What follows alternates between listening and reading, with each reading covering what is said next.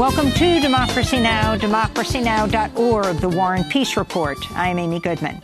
Today, in this special broadcast, we begin with the words of Frederick Douglass. Born into slavery around 1818, Douglass became a key leader of the abolitionist movement.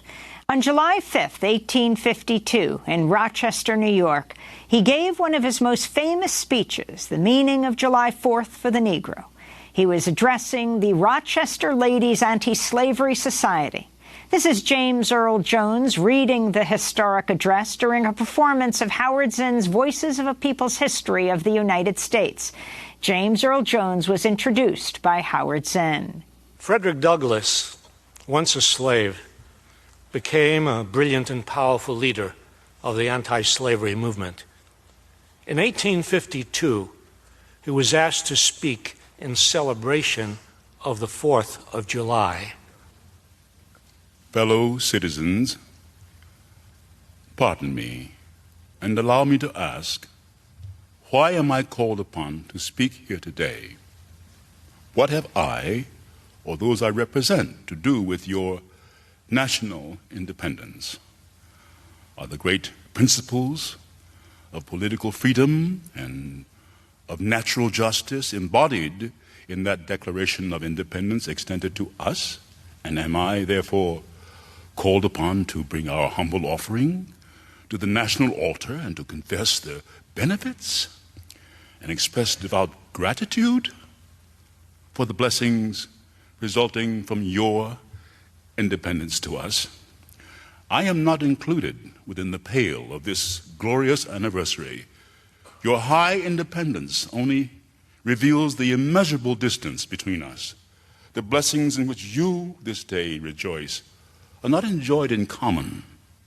The rich inheritance of justice, liberty, prosperity, and independence bequeathed by your fathers is shared by you, not by me. The sunlight that brought life and healing to you has brought stripes and death to me. This 4th of July is yours, not mine. You may rejoice, I must mourn. To drag a man in fetters into the grand illuminated temple of liberty and call upon him to join you in joyous anthems were inhuman mockery and sacrilegious irony. Do you mean, citizens, to mock me by asking me to speak today? What, to the American slave, is your 4th of July? I answer, a day that reveals to him more than all other days of the year the gross injustice and cruelty to which he is a constant victim. To him, your celebration is a sham. Your boasted liberty, an unholy license. Your national greatness, swelling vanity.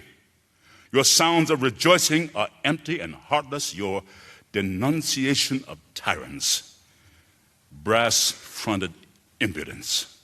Your shouts of liberty and equality, hollow mockery.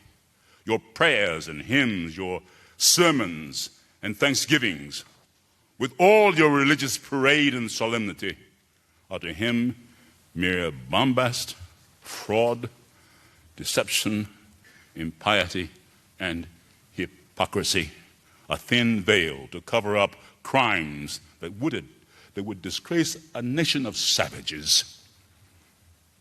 There's not a nation of the earth guilty of practices more shocking and bloody than are the people of these United States at this very hour.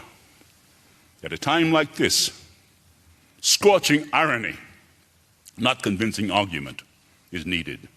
Oh, had I the ability and could reach the nation's ear, I would today pour forth a fiery stream of biting ridicule, blasting reproach, withering sarcasm, and stern rebuke. For it is not light that is needed, but fire. It is not the gentle shower, but thunder. We need the storm, the whirlwind, the earthquake. The feeling of the nation must be quickened. The conscience of the nation must be roused. The propriety of the nation must be startled.